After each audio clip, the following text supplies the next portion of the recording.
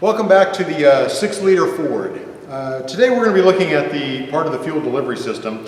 This happens to be the horizontal fuel conditioning module for a 6-liter Ford Power Stroke. These are on all the F-Series pickups, mounted on the inboard frame rail right underneath the driver's seat. It is considered a module for the reason that it contains a number of different components. We have a lift pump and fuel heater. We have a fuel water separator sensor. We have a water trap with a water drain, full housing assembly with primary fuel filter.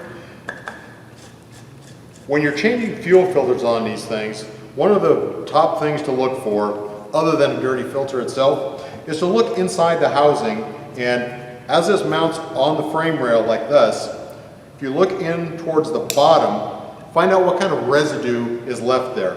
In this particular case, you'll find that there is a lot of rust and buildup inside of this housing assembly. So if that's the case, we know there's residue inside this fuel filter housing. The next thing we should do is inspect the other side. So let's take the cover off of this. So okay, last screw out. So now let's take a look at the inside of the water trap here. And as we look at this and we get a close-up on it, we'll find that there is a tremendous amount of rust buildup inside here, particulate that is collected inside this trap. That's not a good thing. Once it leaves here, it's headed directly to the engine.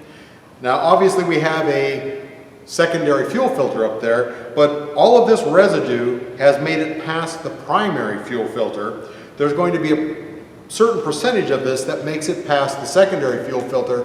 The next stop is the injectors, where it's going to cause issues. This is not an uncommon occurrence. You can see here in the bottom, again, there is a lot of buildup internally. This is not a good piece to put back on the vehicle.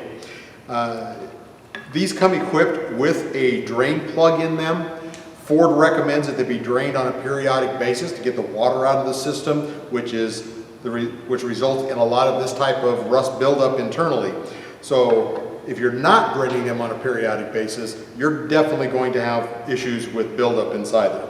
In this case, this one is no longer a viable component. We would want to discard this and replace it with a complete new assembly, readily available, comes with everything you need, including the new fuel filter internally on it.